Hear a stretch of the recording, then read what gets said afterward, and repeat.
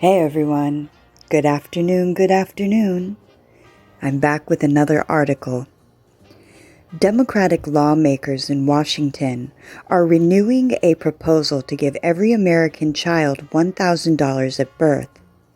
The baby bond fund, called American Opportunity Accounts, would then be topped off with up to $2,000 per year depending on the family's income.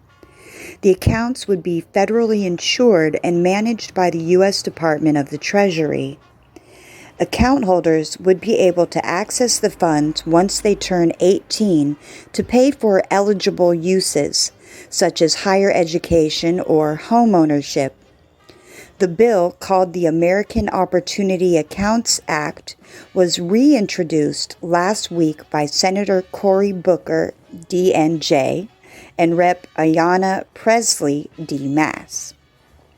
For a family of four with less than $25,100 in income, the accounts may reach $46,215 by the time the child reaches 18, based on 2019 estimates.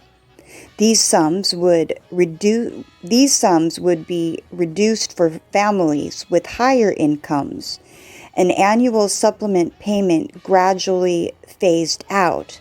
For a family of four with income of $125,751, a child turning 18 would see an estimated account balance of $1,681 with 0% annual payments.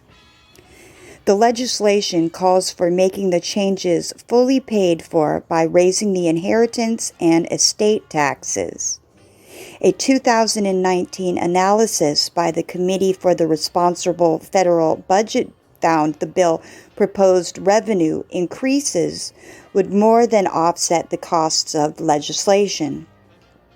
Baby bonds would fix our broken tax code by providing every American child with startup capital for their life, and by helping to drive down the wealth inequality that holds American families back from their potential, Booker said in a statement.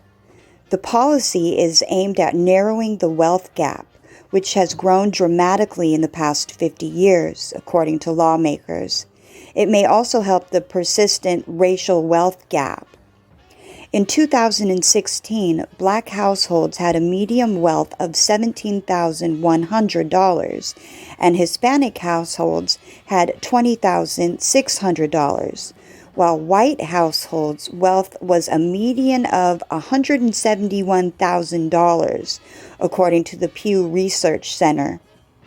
The idea of baby bonds is getting traction in some states. Baby bond legislation has passed in California, Connecticut, and Washington, D.C.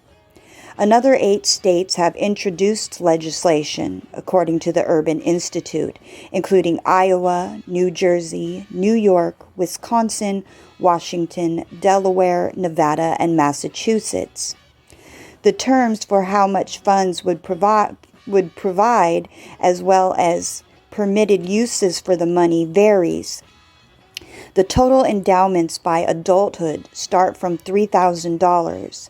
The federal proposal, which would provide almost as much as $50,000 to the lowest income families, is the most generous. The reintroduction of the federal proposal provides an opportunity for a more universal program rather than a state-by-state approach to baby bonds, noted Madeline Brown, Senior Policy Associate at Research to Action Lab at the Urban Institute. A national policy may reduce the wealthy disparity between young white and Black Americans to a ratio of 1 to 4, according to the research.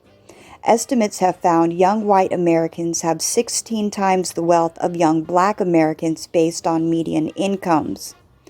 Wealth isn't just for the wealthy. It really is a component for financial health, Brown said. If the goal is really to address wealth inequity, Programs like baby bonds that are starting early and thinking about how do you actually grow dollars long term are really exciting because they can be important tools to this whole financial security toolbox, she said. To date, the support behind the federal bill comes from the left side of the aisle, including Senator Chuck Schumer.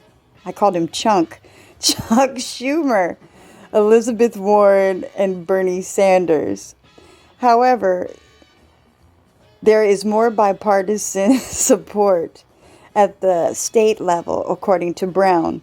Part of that is due to residency requirements, Brown said, which may encourage young people to stay and join the workforce, buy homes, and start families and businesses in the states. In order for baby bonds to successfully address wealth gaps, the policy should have 6 components, according to the Urban Institute. That includes universal eligibility for all children, deposits that are progressive or based on household wealth, terms that allow for flexible use of the funds for wealth-building activities like tuition, home purchases, or starting a business, financing providing by the government, substantial endowments that would protect the principal while earning a return on the money, and making the young people the ultimate beneficiary of the money. What are your guys' thoughts? Baby bonds.